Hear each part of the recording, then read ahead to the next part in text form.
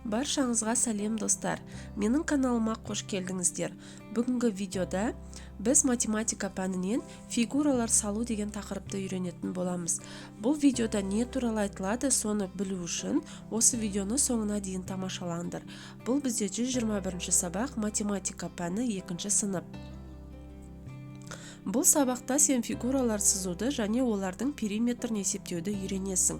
Яғни біз дәптерімізге фигураларды қалай дұрыс сызу керектігін және олардың периметрін дұрыстап есептеуді үйренеді екенбіз. Бірінші тапсырма. Қараңдар, біздің кейіпкерлеріміз ауылға барды. Мына жерде атасы мен немересі ауылға келіпті. Үй жануарларына арналған қоршаудың периметрін есепте. Оны әртүрлі тәсілмен есептеп таба аласың ба? Мына жерде қояндарға арналған қоршау, тауықтарға арналған қоршау және қойларға арналған қоршау бар екен. Енді қараңдар, мүмкін бұны қоршау деп те айтады, қора деп те айтады. Мысалы, мен қора деп айтатын едім. Қояндардың қорасы ол шаршы тәріздес екен, тауықтардың қорасы ол бізде тік төртбұрыш тәріздес екен, ал қойлардың қорасы көпбұрыш тәріздес екен. Жақсы, ендеше кеттік. Бірінші, қояндардың қорасын есептеп көрейік. Қояндардың қорасы балалар шаршы тәріздес екен, 6 метр екен, барлық қабырғасы 6 метр екен. Ол үшін не істейміз? А тең 6 метр деп жазып аламыз. Яғни бұл шаршы болғандықтан ол жерде Б, С, Д деген әріптер жоқ. Барлық қабырғасы А деп аталады. А тең 6 метр шаршы. П периметр белгісіз. Бұл жерде периметрін табуымыз керек. Ары қарай. Енді міндетті түрде формуласын жазамыз балалар. Мысалы, бізде шаршыны табу формуласы. Ол үшін барлық қабырғасын бір-біріне қосуға болады. А қосу, А қосу, А деп 4 рет. Немесе Аны 4-ке көбейтуге болады. Бұл жерде бірнеше тәсілмен таба аласың ба дегендіктен мен 2 тәсілді де қолдандым. Себебі солай тапсырмада солай айтылған. Ал сендер өздерің бір тәсілді ғана қолдансаңдар болады. Мысалы, мына жердегі бірінші формуланы немесе екінші формула бойынша шығарсаңдар болады. Ары қарай. Енді осы формулаға салып шығарамыз. 6 метр қосу 6 метр қосу 6 метр қосу 6 метр тең 24 метр. Екінші формулаға саламыз. 6 метр көбейтілген 4 тең 24 метр, периметрі 24 метрге. Жауабын жазамыз. Көжектердің қорасының периметрі 24 метрге тең. Жақсы, бұл көжектердің қорасын таптық. Енді ары қарай келесі. Енді біз тауықтардың отырған қорасы. Бұл бізде тік төртбұрыш тәріздес болғандықтан, бұл жерде кішкене сәл басқашалау болады, формуласы да басқаша болады. Ендеше кеттік. Бірінші жазамыз. А қабырғасы. Мысалы, бір қабырғаны А деп аламыз, бір қабырғаны Б деп аламыз бұл жерде. Тік төртбұрышта болды. Қарама-қарсы қабырғалар, оларға жазбасақ та болады, өйткені олар сол қабырғаларға тең болады. Енді қараңдар, А қабырғасы 6 метр, Б қабырғасы 4 метр, периметр белгісіз. Ары қарай. Бұл жерде периметрін табудың, тік төртбұрыштың периметрін табудың 3 түрлі формуласы бар, балалар. Кез келген біреумен есептей беріңдер. Қай формула сендерге тез жатталады өздеріңе, немесе қай формуламен сендерге шығарған тез ыңғайлы, сол формуламен шығарсаңдар болады. Мысалы, бірінші формулада барлығын қосамыз. А қосу Б қосу А қосу Б. Екінші формулада А мен Б-ны қосып алып, оны 2-ке көбейтеміз. Үшінші формулада А-ны 2-ге көбейтіп алып, одан кейін Б-ны 2-ге көбейтіп алып, оларды бір-біріне қосамыз. Енді осы формулаға саламыз. Салған кезде 6 метр қосу 4 метр қосу 6 метр қосу 4 метр тең 20 метр. Бірінші формулаға салдық. Екінші формула 6 метр қосу 4 метр көбейтілген 2 тең 20 метр. Екінші формулаға салдық. Үшінші формула 6 метр көбейту 2 қосу 4 метр көбейту 2 тең 20 метр, периметр 20 метр. Бұл үшінші формулаға салдық. Жауабы тауықтардың қорасының периметрі 20 метр. Жақсы, ары қарай келесі. Енді мында бізде көп бұрыш бар. Бұл шаршыға да тік төртбұрышқа да ұқсамайды, бұл мүлдем басқаша болады. Себебі көп бұрыштардың барлық қабырғаларына әртүрлі біз әріптер қоюымыз керек. Әртүрлі батаймыз көп бұрыштың қабырғаларын. Себебі ол мына жерде барлығы бірдей болғанымен, балалар мына жерде барлығы бірдей болғанымен, кейбір жағдайларда көп бұрыштың қабырғаларының ұзындықтары әртүрлі болады. Сондықтан оларды әртүрлі әріптермен белгілейміз. Міне А тең 4 метр, Б тең 4 метр, С тең 4 метр, Д тең 4 метр, Е тең 4 метр, F тең 4 метр. Міне бүткіл қабырғасын жазып алдық. Енді периметрін табуымыз керек. Бұл жерде бірақ формула, оны ешқайсысын бір-біріне көбейтіп жатпаймыз, оны тек қана қосу арқылы табамыз көп бұрыштардың қабырғасын. Себебі әртүрлі, қайталап айтамын балалар, бұл жерде қабырғалары әртүрлі болуы мүмкін, көп жағдайда әртүрлі болады. Мынандай бірдей жағдай көп кездесе бермейді. Міне периметр тең А қосу Б қосу С қосу Д қосу Е қосу F. Енді осы неге формулаға саламыз. Міне 4 метр барлығын қосып шығамыз, 24 метр, периметрі 24 метрге тең. Жауабы қойлардың қорасының периметрі 24 метрге тең. Міне бірінші тапсырма осымен аяқталды, балалар, осылай шығады. Арғартай келесі екінші тапсырма. Бұл жерде қараңдар, фигуралардың қабырғаларын өлше. Дәптеріңе осындай фигураларды сал. Оларды латын әліпбиінің әріптерімен белгіле, периметрін тап. Бұл жерде периметрін тап дегенде тапсырма бар, астына қарасаңдар. Енді қараңдар. Бұл жерде бірінші мына фигураларды өлшеп ал дейді. Қолдарымызға сызғышымызды аламыздағы фигураларды өлшейміз. Бірінші мысалы тіктөртбұрыш қанша сантиметр екен? Міне тіктөртбұрыштың ені 3 сантиметр, ұзындығы 60 сантиметр, ал шаршы болса барлық қабырғасы 3 сантиметрден екен. Міне фигураларды өлшеп алдық. Енді дәптерге осындай фигураны қалай сызамыз? Мысалы, сендердің дәптерлерің мынандай төрткөз, математикаға арналған дәптер. Бұл жерде қалай сызамыз? Бұл жерде қолымызға сызғышты аламыз, қарындашты аламыз. Ешқашанда дәптерге ручкамен немесе қаламмен, жаңағы бояу сиясы кетпейтін қаламмен сызбаймыз. Міндетті түрде мұндай геометриялық фигуралар, кесінділер сызған кезде балалар қарындашпен жұмыс жасаймыз. Әрқашанда қастарыңда қарындаш, сызғыш, өшіргіш болсын. Міне қараңдар. Осылай сыздым. Бұл жерде қолдарында сызғыш болғандықтан сендер сызғышпен өлшесеңдер болады. Бірақ қалай өлшейміз? Мынандай тор көздің тура ортасынан бастамаймыз, тура ортасынан. Тор көздің ең шетіндегі бұрышынан басталып тұр. Қарасаңдар, мына сызықтың мына жақта басталған тор көздің ең шетінен басталып тұр. Сол шетінен бастапсамыз, дәл ортасынан сызатын болсақ, ол жерде бізде кішкене фигурамыз дұрыс шықпайды. Сол үшін кез келген фигураны тор көздің ең шетінен бастаймыз. Сол жерге линейкамыздың жаңағы сызғышымыздың ұшын қоямыз да, сол жерден бастап қарындашпен сызамыз. Қазір мен арғартай түсіндіретін боламын. Міне түзу осы сызықтың бойымен сызамыз, тор көздің ортасымен сызбаймыз. Ортасымен сызсаңдар, ол міндетті түрде қисық болып кетеді.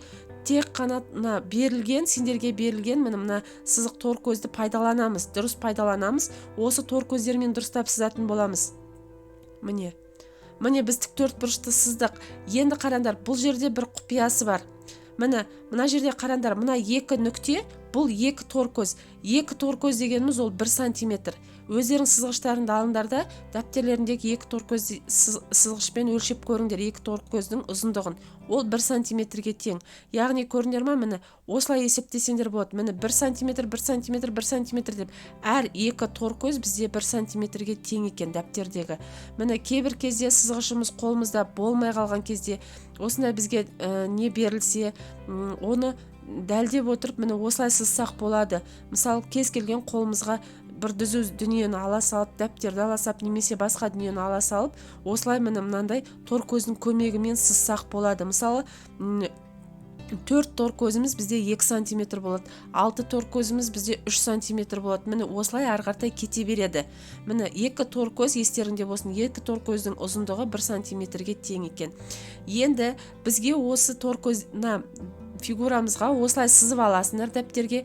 Міндетті түрде қалай болса солай ортасынан сызбайсыңдар, шетінен әдемілеп, шетінен сызғанда да қатты шетіне жапсырып тастамаймыз дәптердің. Себебі ол жерге шетіне мүмкін сендер оның қанша сантиметр, қабырғасының қанша сантиметр екенін жазуларын керек шығар.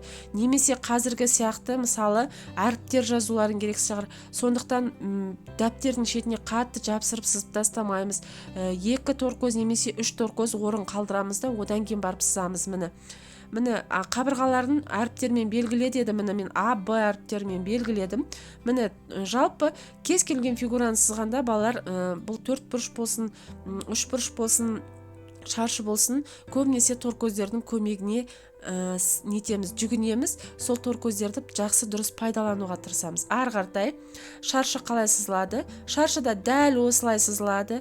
Мысалы шетінен бастаймыз, дәптердің шетінен бастаймыз, әдемілеп отырып, міне тор көздің дәл ұшынан, бұрышынан бастап келесі бұрышына дейін сызамыз. Сызықтың бойымен сызамыз. Сызықтың бойымен тор көздердің ортасынан қисық-қисық қылып сызбаймыз. Міне сонда дөп-түзу болып шығады шаршымыз. Міне дәл жаңағындай мен көрсетіп тұрмын. 2 тор көз дегеніміз ол 1 сантиметр. Енді қазір мен жазбай тұрып айтайын. Айтыңдар, айтып көрейік. Мына жерде бір қабырғасы қанша сантиметр екен? Бір қабырғасы бұл жерде 3 сантиметр екен, е? Себебі бұл жерде 6 тор көз тұр екен. 6 тор көз дегеніміз ол 3 сантиметрге тең екен. Бұл жерде А деп қана белгілейміз қабырғасын, ешқандай Б, С демейміз, себебі бұл шаршының барлық қабырғалары міндетті түрде бір-біріне тең болғандықтан оны бір-ақ әріппен белгілейміз. Жақсы, ары қаратай енді осы бағанағы сызып алған фигурамыздың міндетті түрде периметрін табуымыз керек екен. Ары қарай периметрін табамыз. Міне А қабырғасы 3 сантиметр, Б қабырғасы 6 сантиметр. Міне бұландай фигура берілген кезде, нақты фигура берілген кезде, біз мынандай қасына біз тік төртбұрыштың несін периметрін тауып жатырмыз деген белгі қоямыз, тік төртбұрыштың белгісін қоямыз, оны қарындашпен қоямыз міндетті түрде. Мен сендерге қызыл түспен анықтап белгілеп қойдым, бірақ сендер қарындашпен қойыңдар оны. Енді А тең 3 сантиметрге, Б қабырғасы 6 сантиметрге периметрін тап дейді. Енді не істейміз? Осыны жазып алғаннан кейін, берілген жазып алғаннан кейін міндетті түрде формуласын жазамыз. Міне кез келген бір формула, тік төртбұрышты периметрін шығарудың 3 түрлі формуласы бар, бірақ сендер бір формуласын жазсаңдар болады, себебі мектепте уақыт тығыз, я? Міне мен мысалы бірінші формуланы жаза салдым, А қосу Б қосу А қосу Б. Осы формулаға саламыз. Міне 3 сантиметр қосу 6 сантиметр қосу 3 сантиметр қосу 6 сантиметр тең 18 сантиметр. Енді периметр тең 18 сантиметрге міндетті түрде жауабын жазамыз. Тік төртбұрыштың периметрі 18 сантиметрге тең. Енді қараңдар, шаршының периметрін табамыз. Дәл сол сияқты берілген жазып аламыз. А тең 3 сантиметрге шаршының белгісін қоямыз, себебі біз шаршының периметрін тауып жатырмыз. Периметр белгісіз. Енді бұл жерде формуласын жазамыз. Шаршының периметрін табудың 2 түрлі формуласы бар. Мен екінші түрін жаздым. Енді формулаға саламыз. 3 сантиметр көбейтілген 4 тең 12 сантиметр, периметр тең 12 сантиметрге. Енді жауабы шаршының периметрі 12 сантиметрге тең. Мұны осылай жазсаңдар дұрыс болады. Ары қаратай. Үшінші тапсырма, тік төртбұрыштың периметрін есепте, периметрі қалай өзгереді, неге? Енді қараңдар, балалар, бұл жерде ұзындығы ені периметрі, А есеп, Б есеп, мына жағында формулалар берілген екен. Енді қараңдар, балалар, бұл жерде сендер бұның барлығын жаңағы алдыңғы видеодағы, алдыңғы суреттегі сияқты сендер барлығын бөлік-бөлік жазсаңдар болады. Мысалы, А тең 5 сантиметр, А, Б тең 3 сантиметр. Ол сендерден мұғалімдерің сендерден қалай талап етеді. Мысалы, көбінесе мынандай кесте болған кезде, бұндай кестелерді көбінесе мектепте ауызша орындайды, немесе осы кестені сызып соған керекті мәліметтерді тек қана ұяшықтарға жаза салуға болады. Енді мен қазір ұяшықтарға жазу түрін көрсетемін. Егер сендерге мұғалімдерің бағанағыдай мысалы шартын жазып, оған формуласын жазып, одан кейін оның формулаға салып, одан кейін оның жауабын жазуды талап етсе, дәл солай жаза салыңдар. Ол өте оңай. Тек қана осының алдындағы суретке қарасаңдар болады. Енді қараңдар, ұзындығы 5 сантиметр, ені 3 сантиметр, периметр қаншаға тең болуы мүмкін? Бірден ойланып табуға болады бұл жерде. 16 сантиметр екен. Жақсы, ары қаратай. Енді екіншісі өте қызық. Қараңдар, ұзындығы 5 сантиметр, ені белгісіз бұл жерде бізге. 2 сантиметр деп ойлап қалмаңдар. 2 сантиметр кем деп тұр. Кейбір балалар осындай жерде шатасады. Ұзындығы 5 сантиметр, ені 2 сантиметр. 2 сантиметр емес, 2 сантиметр кем. Есе кем емес, тек қана кем. Яғни 5-тен 2-ні азайтқанда қанша болады балалар? 3 сантиметр. Бұл жерде 2 сантиметр емес, 3 сантиметр. Енді бұның қайтадан периметрін есептейміз, ол да 16 сантиметр. Ары қаратай, келесі ұзындығы 5 сантиметр, ені 1 сантиметр кем. кем деген, яғни 5-тен 1-ді азайтқандағы сан. Яғни бұл жерде 4 сантиметр. Енді ұзындығы 5 сантиметр, ені 4 сантиметр болса, периметрі 18 сантиметр болады екен. Жақсы. Келесі, периметр қалай өзгереді, неге деген себеп болатын болса, периметр балалар мына ұзындығы мен енінің сандарына байланысты өзгереді ғой, иә? Мысалы, ұзындығын барлығы міне 5 сантиметр, 5 сантиметр болып тұрса, ені бұл жерде бір жерде 3 сантиметр, бір жерде 4 сантиметр, міне бір жерде мүмкін 1 сантиметр болуы мүмкін, 6 сантиметр болуы мүмкін, яғни әртүрлі кете береді. Яғни бұл енінің ұзындығы мен енінің сандарына байланысты өзгереді екен. Жақсы. Келесі 4-ші тапсырма теңдеулерді шеш дейді. Бірінші теңдеу. Бұл жерде барлығы балалар күрделі теңдеулер берілген. Күрделі теңдеуді шешуді біз үйреніп келе жатырмыз, иә. Күрделі теңдеуді кішкене байқап шешу керек, себебі ол қиындау теңдеу. Мені қараңдар, 3 көбейту x қосу 50 тең 77-ге. Енді бұны жай теңдеуге айналдыруға тырысамыз. Ол үшін 3 көбейту x дегенді қалдырамыз, осы бірінші жағына. Екінші жағына мына теңдіктің соңында тұрған 77 деген санды, теңдіктің келесі басындағы санды, сол сан үлкен сан болғандықтан, 50-дің алдында қосу таңбасы болғандықтан, мына үлкен саннан кіші санды азайтамыз, яғни екінші басындағы кіші санды азайтамыз. 77-тен 50-ді азайтамыз. 3 пен 3 көбейту x тең 27 деп екінші жолына оны жай теңдеуге айналдырып жазып аламыз. Енді 3 көбейту x тең 27 деген ол бізде жай қарапайым теңдеу болды. Теңдеуді x тең 27 бөлу 3, x тең 9-ға. Енді астынан сызығын сызамыз, әдемілеп. Енді астына жазған кезде міндетті түрде мына бірінші ең басында берілгені қалай тұр, дәл соны қайтадан көшіреміз. 3 көбейтілген, енді мына жерде x-тің орнына тапқан санымыз жазамыз. 9 қосу 50 тең 77. 77 тең 77-ге міндетті түрде тексеріп көріңдер астына тексеруінде. Арғартай келесі 100 азайтылған 24 бөлу с тең болады 92. Бұл теңдеу қалай шығады екен? Ол үшін 24 бөлу с-ны теңдіктің бір басына қалдырамыз да, екінші басына 100-ден 92-ні азайтамыз, яғни үлкен саннан кіші санды азайтып аламыз. Енді 27 бөлу с тең 8-ге, яғни біз жай теңдеуге, қарапайым теңдеуге айналдырдық. Енді ары қарай шеше береміз. X тең 24 бөлу 8, x тең 3-ге сызығын сызамыз, енді тексереміз.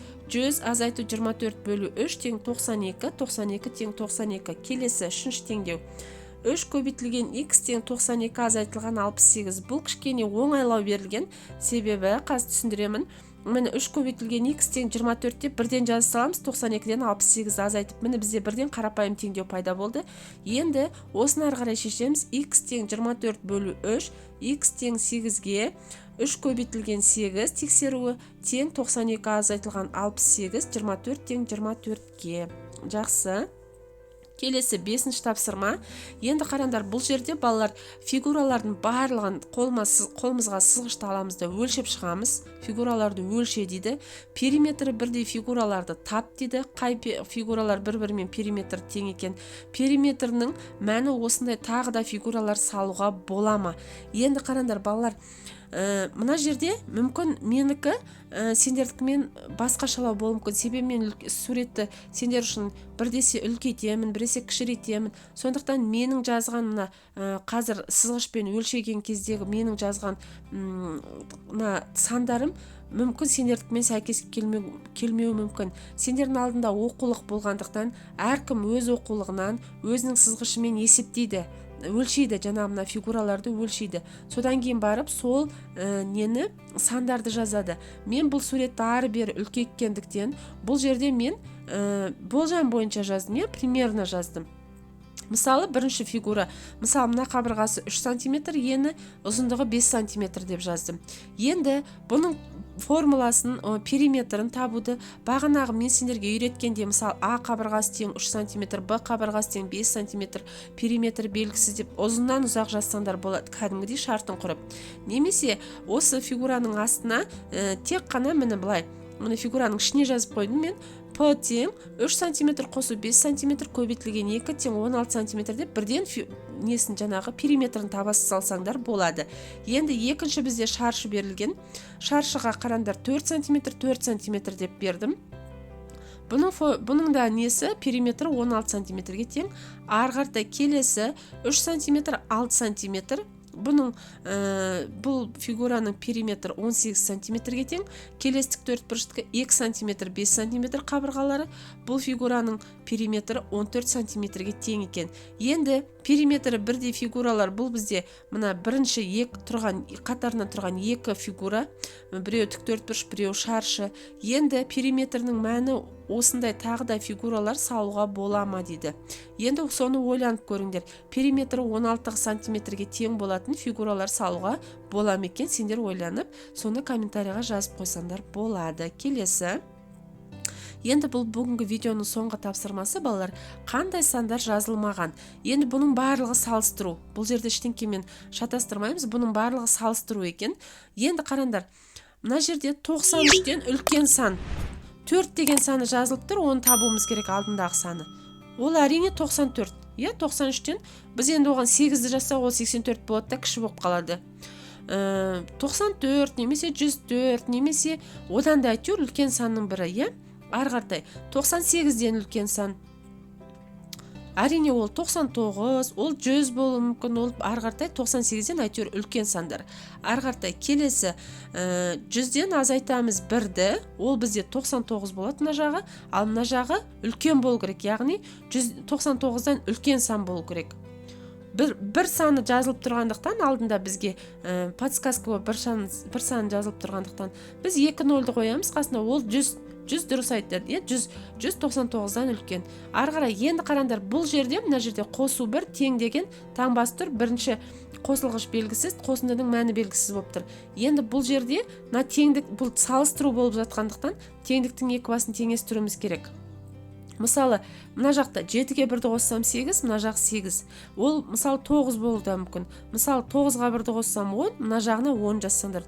Кез келген санды жазуға болады. Мысалы, 11-ге 1-ді қоссам 12, мына жағы 12 болады. Мына жағына да 12 жазып қойсаңдар болады. Міне, балалар, бүгінгі видео осымен аяқталды. Сендерге барынша бүгінгі видеодағы тапсырмаларды ашып, талқылап, түсіндіре алдым деген ойдамын. Егер менің каналым сендерге ұнаса, видеоларым ұнаса, өздеріңе белгілеп, менің каналыма тіркеліп, қоңыраушаны басып тұрсаңдар, менің каналымдағы видеоларды жібермей көріп тұратын боласыңдар. Сабақтарыңды әрқашан жақсы оқыңдар. Мен айтқан пайдалы кеңестерді қолдана жүріңдер. Келесі видеоларда кездескенше сау болыңдар, балалар.